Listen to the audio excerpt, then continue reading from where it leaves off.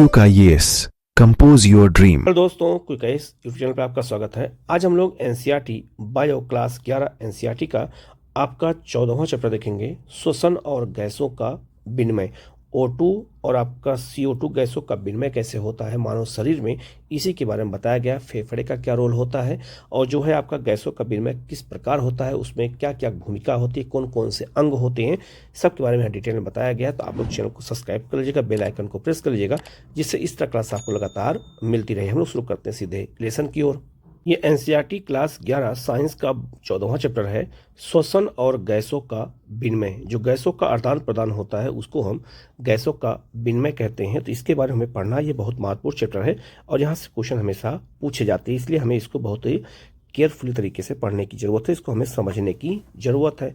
लिखा है कि जैसा कि आप पहले पढ़ चुके हैं कि सजीव पोषक तत्वों जैसे ग्लूकोज को तोड़ने के लिए ऑक्सीजन का परोक्ष रूप से उपयोग करते हैं। तो याद रखना, जो सजीव होते हैं, याद रखना, वो ग्लूकोज को तोड़ने के लिए जो है ऑक्सीजन का जो क्या करते हैं, परोक्ष रूप से मतलब इनडायरेक्टली रूप से क्या करते हैं, उसका उपयोग करते हैं, जिससे विभिन्न क्रियाओं को संपादित करने के लिए आवश्यक ऊर्जा प्राप्त होती है। उपरोक्त अपचयी क्रियाओं में कार्बन डाइऑक्साइड भी मुक्त होती है। तो याद रखना, जब हम सांस छोड़ते हैं, लेते हैं, उस क्रिया को हम क्या कहते हैं, अपचयी या उपचयी क्रिया कहते हैं। तो उसमें हम क्या करते हैं, CO2 के भी मुक्त होती है, जो हानिकारक है। इसलिए यह आवश्यक है कि कोशिकाओं को लगातार O2 मतलब ऑक्सीजन उपलब्ध कराई जाए। अगर ऑक्सीजन उपलब्ध कोशिकाओं को नहीं होगी तो जो है कोशिकाएं ठीक से काम नहीं करेंगी और CO2 को बाहर मुक्त किया जाता है। जो कोशिकाएं होती हैं वहां तक CO2 को जो है बाहर निकाला जाता है और O2 को क्या करते हैं, वो अंदर जाती है। यही ये जो है आदान प्रदान चलता रहता है। ठीक है, आगे लिखा, वायुमंडलीय O2 और कोशिकाओं में उत्पन्न CO2 के आदान प्रदान विनिमय की इस प्रक्रिया को जो क्या बोलते हैं, श्वसन बोलते हैं, ब्रीथिंग बोला जाता है। सामान्यतः श्वसन कहते हैं। ठीक है, अपने हाथों को अपने सीने पर रखिए, आप सीने के ऊपर नीचे होते हुए अनुभव कर सकते हैं।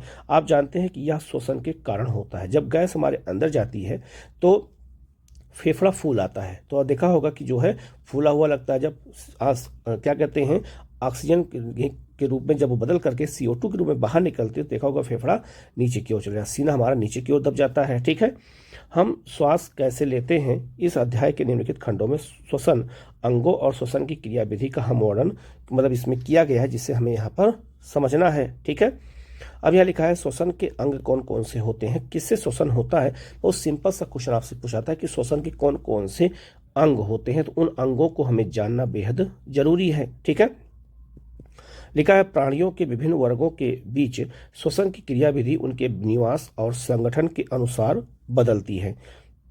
निम्न आग की रुकी जैसे स्पंज, सिल्ट्रेटन और आपका जो है चपटे कृमि जो है कीड़े होते हैं आदि O2 और CO2 का आदान प्रदान अपने सारे शरीर को की सतह से सरल विसरण द्वारा करते हैं। बहुत सारे एक कोशिकीय जीव होते हैं जिनमें केवल एक ही कोशिका होती है, तो उस क्या करते हैं, O2 का लेना और जो है CO2 का जो है छोड़ना, ये दोनों एक ही जो है अंग द्वारा हो जाता है, शरीर की सतह जो है उसके द्वारा हो जाता है।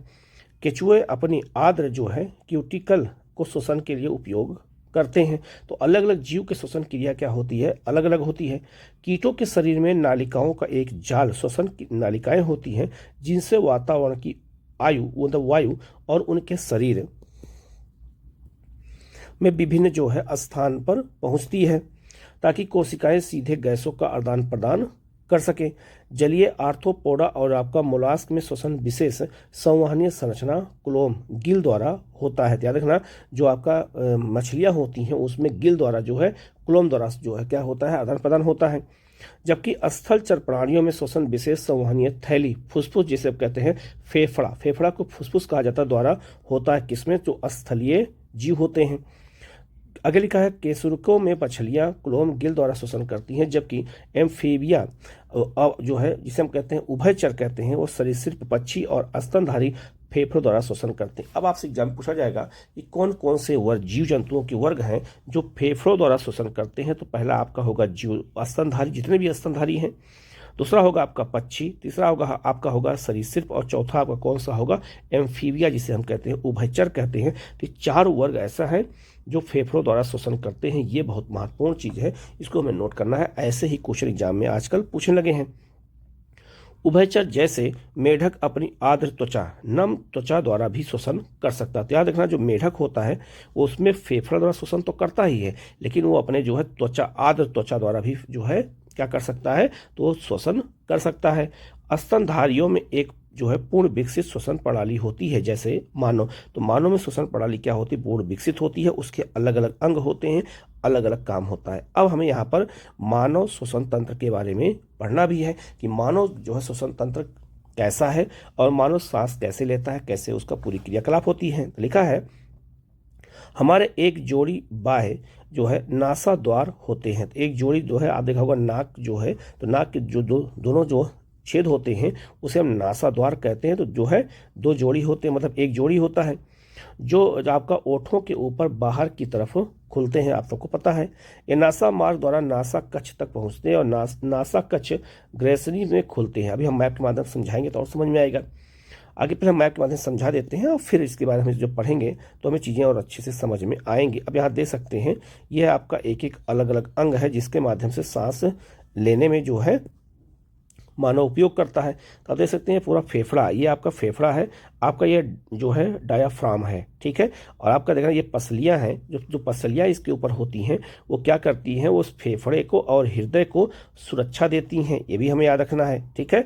आप देख सकते हैं यहाँ पर ये श्वसनी आपका जो है नालिकाएं हैं, ये श्वास नली है, आप देख सकते हैं। ये आपका कंठ होता है, ठीक है, और आपका ये कंठस्थ होता है यहाँ से, ठीक है। आगे लिखा अपूर्ण उपास्थित वलय होता है, ये आपका वलय है, ठीक है, जो आपका कंठ को और श्वास नली को जो है मजबूती प्रदान करता है, ठीक है। और आपका ये जो है फुसफुस झिल्ली होती है, ठीक है। तो यहाँ से जो सांस आती है और यहीं जाती है, तो याद रखना ये जो है फेफड़ा जो है क्या होता है, फूलता है और जो है जो ऊपर नीचे होता रहता है जब उसमें गैसें आती हैं और जाती हैं। इसी चीज़ को यहाँ पर समझाया गया है। तो इसको हमें जो है ध्यान से इसको हमें समझना है और इसको हमें जानना है। तो लिखा है आपका कि नासा कक्ष जो है ग्रेसनी में खुलते हैं और ग्रेसनी आहार और वायु दोनों के लिए अभ्यनिष्ठ मार्ग होता है। तो ग्रेसनी जो होता है यहीं से आहार भी अंदर जाता है और वायु भी अंदर जाती है फेफड़े में। ग्रेसनी कंठ द्वारा जो है श्वास नली में खोलती है। कंठ एक जो है उपास्थिरमय पेटिका है जो ध्वनि उत्पादन में सहायता करती है। जो हम बोलते हैं वो कंठ से ही बोलते हैं, कंठ से ही हमारी आवाज निकलती है, ठीक है। इसलिए इसे ध्वनि पेटिका भी कहते हैं। कंठ को भोजन निगलते समय घाटी पर एक पतली लोचदार उपास्थिर जो है क्या हो जाते हैं, पल्ले जैसे जो क्या कहते हैं उसे हम क्या कहते हैं, कंठस्थ कहते हैं, से ढक जाती है, जिससे आहार ग्रसनी से जो है कंठ में प्रवेश ना कर सके, तो बंद हो जाता है और कंठ में जो है खाना न जा करके ग्रास नली से नीचे चला जाता है। श्वास नली एक सीधी नालिका है, जो भी आपको दिखाया मैं, जो वक्ष गुहा के मध्य तक 5वीं वक्षीय जो है केसुरकी तक जो है जाकर के दाईं और बाईं ओर प्राथमिक और श्वसनियों में विभाजित हो जाती है। प्रत्येक श्वसनी कार्य कई कार्य जो विभाजित होते हुए द्वितीयक और तृतीयक स्तर की श्वसनी आपका श्वासनिका और बहुत पतली जो है अंतः श्वसनिकाओं में समाप्त होती हैं। तो अलग अलग उसके जो अंग हैं उसको बारे में बताया गया है। आगे लिखा है श्वास नली जो है प्राथमिक द्वितीयक और तृतीयक श्वासनी और जो प्राथमिक श्वासनियां अपूर्ण उपास्थिर वलयों में आलंबित होती हैं। प्रत्येक अंतःस्थ श्वसनिका बहुत सारी पतली जो है अनियमित भित्ति युक्त वाहिकायित थैली जैसी संरचना कूपिकाओं में खुलती है, जिसे हम वायु कूपिका कहते हैं। श्वसनी जो है आपका याद रखना श्वासनिकाओं और कूपिकाओं का खालित जाल फेफड़ों की रचना करते हैं।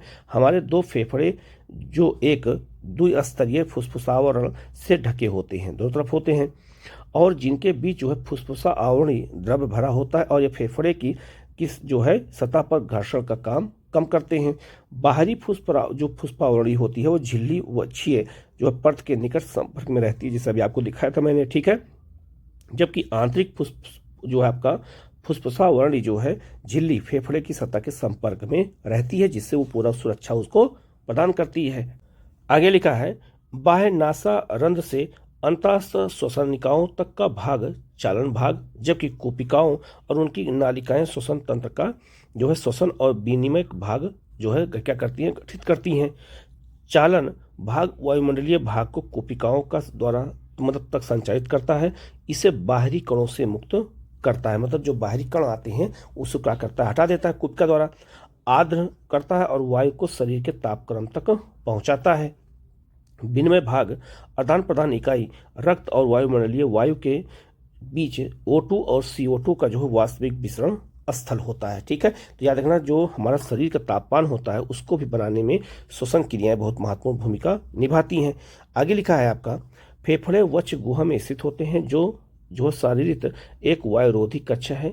कक्ष वो जो है वक्ष गुहा कक्ष पृष्ठ भाग में आपका केसरुक दंड जो है अधर भाग में आपका उरोस्थ और पर्स में जो है पसलियों और नीचे जो आपका गुंबदाकार डायाफ्राम होता है, जिसको भी दिखाया था मैंने आपका, बनता है। वक्ष में फेफड़ों की शारीरिक व्यवस्था ऐसी होती है कि वक्ष गुहा के आयतन में कोई भी परिवर्तन फेफड़े फुसफुस की गुहा में प्रतिबिंबित हो जाएगा।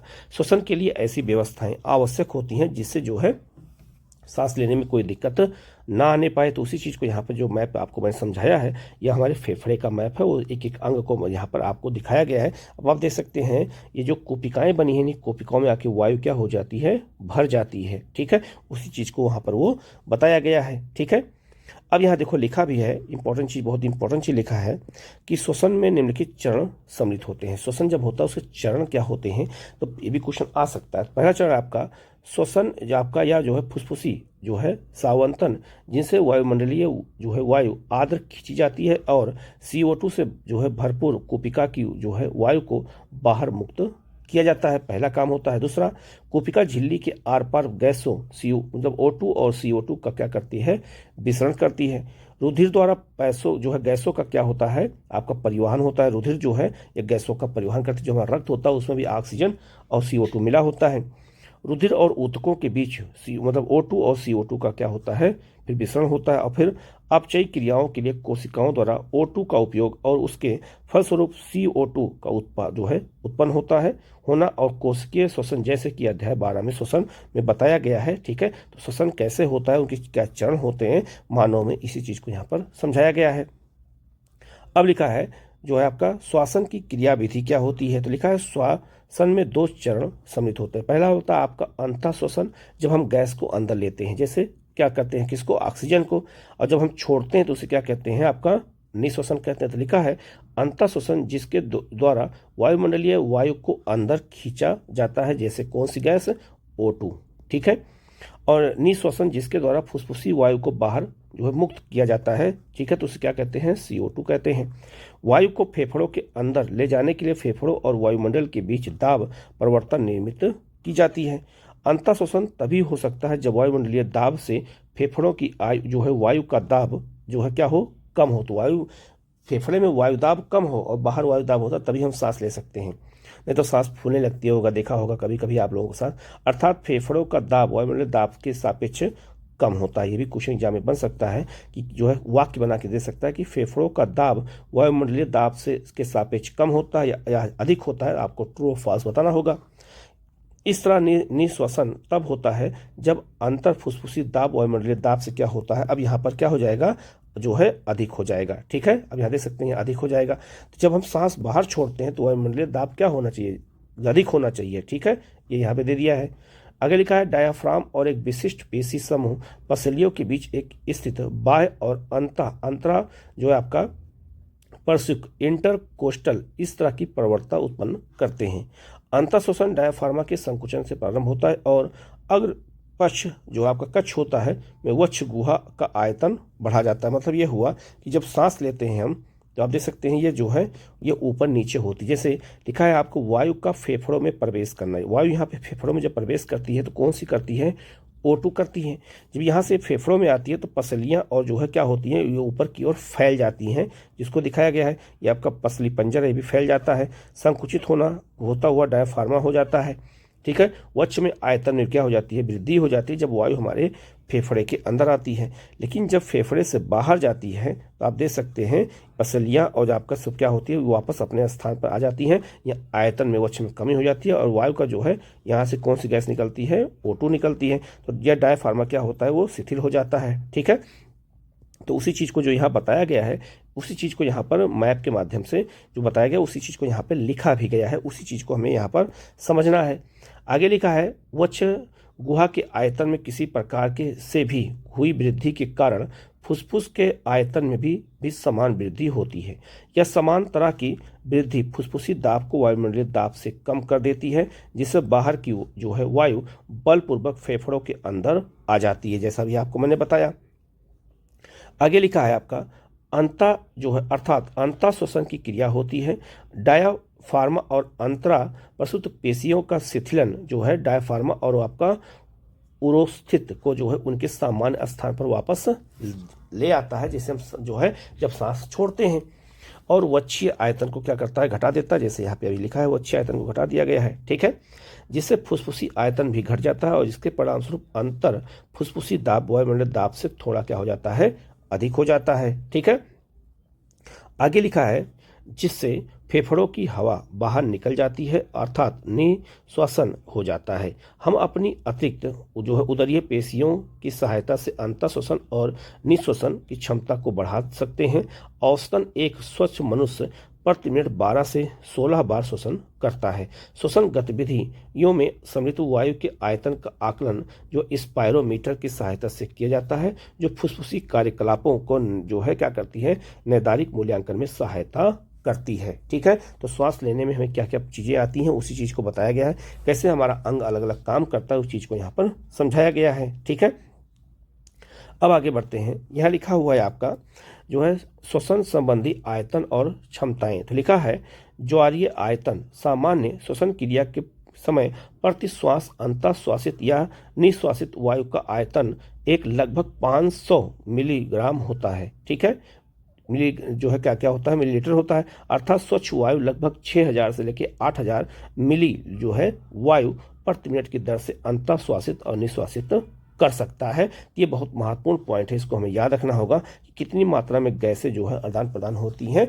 ये क्वेश्चन एग्जाम में आ सकता है कि उसका आयतन कितना होता है और क्षमताएं कितनी होती हैं, ठीक है। अब हम आगे बढ़ते हैं, अब हम बात करेंगे गैसों का विनिमय। गैसों का विनिमय कैसे होता है, लिखा है कुपिकाएं गैसों के विनिमय के लिए प्राथमिक स्थल होती हैं, जो हमने कुपिकाएं दिखाया था जो है जालीनुमा, ठीक है। गैसों का विनिमय रक्त और ऊतकों के बीच भी होता है। तो याद रखना जो गैसों का विनिमय होता है कुपिकाएं तो करती ही हैं, और आपका कौन सा, तो ब्लड और आपका टिश्यू भी करते हैं। इन स्थलों पर O2 और CO2 का विनिमय दाब अथवा सांद्रता प्रवणता के आधार पर सरल विसरण द्वारा होता है। गैसों की घुलनशीलता के साथ साथ विसरण में सम्मिलित झिल्लियों में मोटाई भी विसरण की दर को प्रभावित करने वाले कुछ महत्वपूर्ण घटक होते हैं, ठीक है। आगे आप देख सकते हैं ये कुपिका है, आप देख सकते हैं ये जो है आप यहाँ देख सकते हैं, यहाँ पर फेफड़े में आने के लिए यहाँ से O2 गैस जो है अंदर आती है, यहाँ से आप देख सकते हैं, और यहाँ पे आपका CO2 गैस बाहर जाती है। तो आप देख सकते हैं सबको यहाँ सिस्टमेटिक यहाँ एक समझाया गया है कि कैसे गैसों का आदान प्रदान होता है। उसी चीज़ को यहाँ पर एक जो अलग मैप के माध्यम से समझाया गया है कि कैसे गैसों का विनिमय रक्त के माध्यम से और जो है अलग अलग सबके माध्यम से किया जाता है।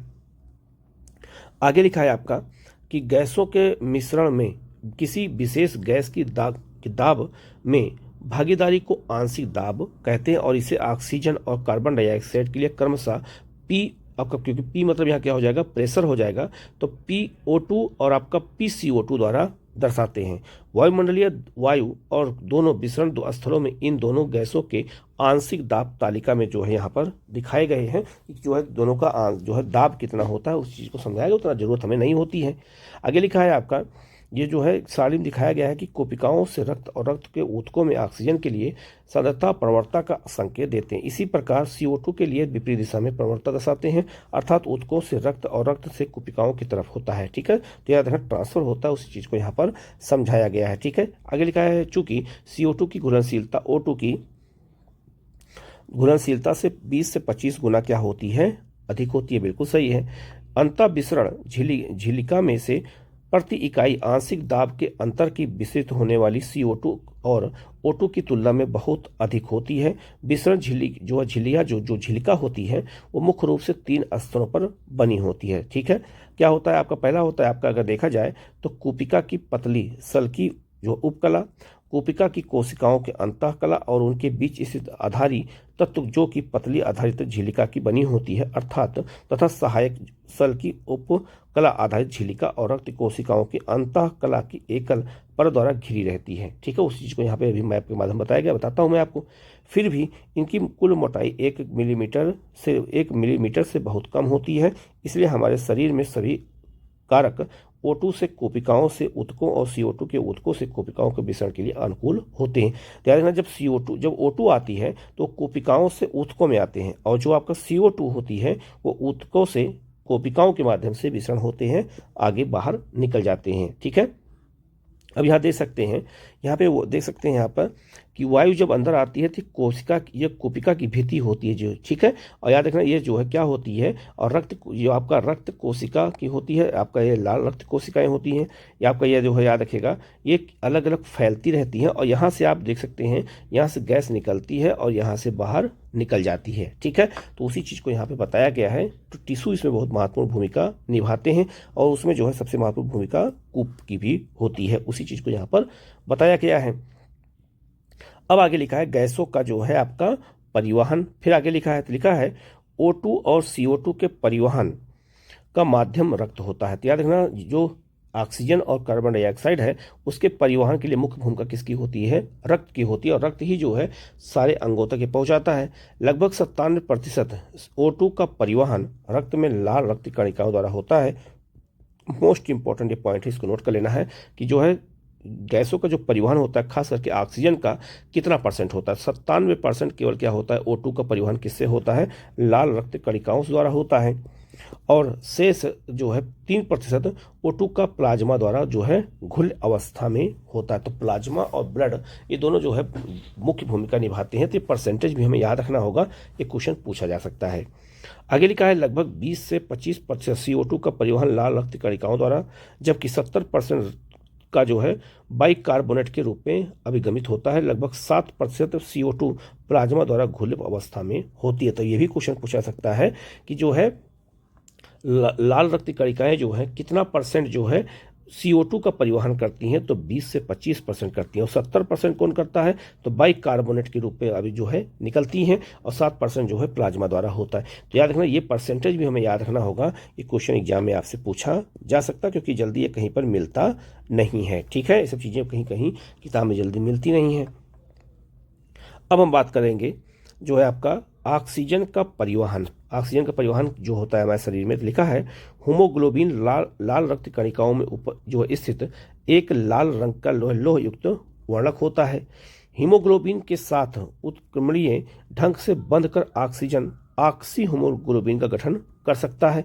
प्रत्येक हीमोग्लोबिन अणु अधिकतम 4 O2 अणुओं के वहन कर सकते हैं। हीमोग्लोबिन के साथ ऑक्सीजन का बंधना जो है प्राथमिक तौर पर O2 के आंशिक दाब से संबंधित होता है, तो आंशिक दाब इसमें होता है। आगे लिखा है आपका CO2 का आंशिक दाब, हाइड्रोजन जो है आयन सांद्रता और तापक्रम कुछ अन्य कारक हैं जो इस बंधन को बंधित कर सकते हैं। हीमोग्लोबिन की ऑक्सीजन से प्रतिशत संतृप्ति को क्या कहते हैं, प्रेशर O2 के साथ सापेक्ष आलेखित करते हैं। ठीक है, जैसा कि ग्राफ में यहाँ पे दिखाया गया है, आप यहाँ पे ग्राफ पे देख करके अब आसानी से आप इसको यहाँ पे समझ सकते हैं। ठीक है, इसी चीज को यहाँ दिखाया गया, तो यहाँ लिखा भी है कि ऑक्सीजन के साथ हीमोग्लोबिन की संतृप्तता का प्रतिशत दिया गया है, ऑक्सीजन हीमोग्लोबिन के वियोजक दिया गया। तो आप देख सकते हैं कि जैसे जैसे ऊपर जाता है वैसे इसका परसेंटेज बढ़ता चला जाता है, उसमें जो है उनका परसेंटेज जो है किसका, संतृप्ति का परसेंटेज बढ़ जाता है। उसी चीज को यहाँ पर हमें समझाया गया है। ठीक है, आगे लिखा है इस वक्र को जो है वियोजन वक्र कहते हैं। इसको क्या कहते हैं, इसको वियोजन वक्र कहते हैं, जो हीमोग्लोबिन से O2 बंधन को प्रभावित करने वाले प्रेशर जो है CO2 और जो है आपका H+ आयन सांद्रता आदि घटकों के अध्ययन में अत्यधिक सहायक होता है। कोशिकाओं में जहां जो है उच्च PO2 जो है आपका और CO2 जो है कम हाइड्रोजन आर्द्रता का जो है अगर मापन करता है तो निम्न तापक्रम हो जाता है। ठीक है, वहीं ऑक्सी हीमोग्लोबिन बनाने के लिए ये सभी घटक अनुकूल साबित होते हैं, जबकि ऊतकों में निम्न क्या होता है, प्रेशर O2 और आपका प्रेशर CO2 उच्च जो है सांद्रता में उच्च तापक्रम की स्थितियां जो है ऑक्सी हीमोग्लोबिन में ऑक्सीजन के वियोजन के लिए अनुकूल होती हैं। इससे स्पष्ट है कि O2 हीमोग्लोबिन में से फेफड़ों की सतह पर बंधता है और ऊतकों में वियोजित हो जाता है। ध्यान रखना, जो है जो आपका O2 होता है वो हीमोग्लोबिन से जो फेफड़ों की तरफ क्या होता है, बढ़ता है। प्रत्येक जो है 100 मिलीलीटर ऑक्सीजनित रक्त सामान्य शरीर क्रियाकलाप स्थितियों में ऊतकों को लगभग 5 मिलीलीटर O2 प्रदान करता है। ठीक है, तो ये बहुत महत्वपूर्ण है कि जो 100% जो है ऑक्सीजन आता है रक्त के माध्यम से, वो टिश्यू तक 5 लीटर प्रति जो है पहुंचता है। तो ये बहुत महत्वपूर्ण है, ये हमें याद करना होगा क्योंकि ये सब क्वेश्चन एग्जाम में पूछा जाता है। ठीक है, अब अगर हम बात करते हैं तो यहाँ लिखा हुआ है कार्बन डाइऑक्साइड का परिवहन। तो लिखा है कार्बन डाइऑक्साइड हीमोग्लोबिन द्वारा कार्बोनिमो जो है हीमोग्लोबिन के रूप में जो है वहन करती है। क्वेश्चन एग्जाम में आया हुआ था, IAS में पूछा गया था कि हाइड्रोजन जो CO2 गैस है वो हीमोग्लोबिन द्वारा कैसे जो है निकलती है, उसका नाम क्या है, तो कार्बा जो है आपका नीमो हीमोग्लोबिन नाम है इसका। ठीक है, याद रखना कितना, लगभग 20 से 25%। या बंधनीयता जो है आपका बंधन CO2 के आंशिक दाब से संबंधित होता है। प्रेशर O2 इस बंधन को प्रभावित करने वाला एक मुख्य कारक है। ऊतकों में उच्च PCO2 और निम्न PO2 की अवस्था होने से हीमोग्लोबिन से CO2 का बंधन होता है, जबकि कोशिकाओं में जहां प्रेशर CO2 निम्न और आपका P जो है प्रेशर O2 उच्च होता है, आपका कार्बानी मोनो हीमोग्लोबिन से O2 का वियोजन होने लगता है। ठीक है, अर्थात ऊतकों में हीमोग्लोबिन से बंधित CO2 कोशिका में मुक्त हो जाती है और एंजाइम कार्बोनिक जो हाइड्रेट जो है एंजाइहाइड्रेट की सांद्रता लाल रक्त कणिकाओं में उच्च और प्लाज्मा में अल्प होती है। इस एंजाइम से निम्नलिखित प्रतिक्रिया दोनों दिशाओं में सुगम हो जाती है। तो आप देख सकते हैं ये दोनों दिशाओं में जो आपका तीर बना हुआ है ये इसी के माध्यम से समझाया गया है, जो से मुक्त होती है। ठीक है, आगे लिखा है आपका, आगे बात करते हैं तो ऊतकों में जो है अपचयन के कारण प्रेशर CO2 अधिक होने से जो है CO2 रक्त जो है आपका RBC और प्लाज्मा में विसरित होती है जब वो टिश्यू के माध्यम से जाती है, और जो है आपका हाइड्रोजन CO3 और आपका जो हाइड्रोजन बनाती है, जिससे कोशिका में जो आपका PCO2 कम होने से प्रतिक्रिया की जो है दिशा विपरीत हो जाती है, मतलब पलट जाती है, जिससे आपका CO2 और आपका HO2 बनते हैं। इस तरह से बाइकार्बोनेट के रूप में ऊतक स्तर पर ग्रहित और कोशिका तक प्रवाहित कार्बन डाइऑक्साइड बाहर की तरफ पुनः CO2 के रूप में मुक्त हो जाती है, जैसा कि जो है बताया गया है। प्रति 100 मिलीलीटर जो है ऑक्सीजनित रक्त द्वारा कोशिका में लगभग CO2 की 4 मिलीलीटर मात्रा मुक्त होती है। ये बहुत महत्वपूर्ण पॉइंट है, इसको हमें नोट करना है। अब आगे लिखा है श्वसन का नियम क्या है। मानव में अपने शरीर के ऊतकों की मांग के अनुरूप श्वसन की लय को संतुलित और स्थिर बनाए रखने की एक महत्वपूर्ण क्षमता होती है। ठीक है, जितना हमें जरूरत होती है उतना ही ऑक्सीजन हम लेते हैं, फिर हम उतना कार्बन डाइऑक्साइड छोड़ते हैं, हम लगातार ऑक्सीजन नहीं ले सकते हैं। ठीक है, यह नियमन तंत्रिका तंत्र द्वारा संपन्न होता है। मस्तिष्क के आपका मेडुला में क्षेत्र में एक विशिष्ट श्वसन लय केंद्र विद्यमान होता है, जो मुख्य रूप से श्वसन के नियमन के लिए उत्तरदायी होता है। मतलब हम अभी आप सांस लेने लगे तो सांस लेने की एक क्षमता होती है, एक बार एक सांस लेते लेते आप देखेंगे पूरा फेफड़ा भर जाता है, उसके बाद नहीं ले सकते ना, इसका मतलब उसका कोई नियम होता है श्वसन का, उसी चीज को बताया गया है। आगे लिखा है मस्तिष्क के पोस्ट क्षेत्र में एक अन्य केंद्र स्थित होता है, जिसे आपका श्वास प्रभावी श्वास जो है अनुचन के केंद्र कहते हैं, जो श्वसन लय केंद्र के कार्यों को जो क्या करते हैं संयत सुधार कर सकता है।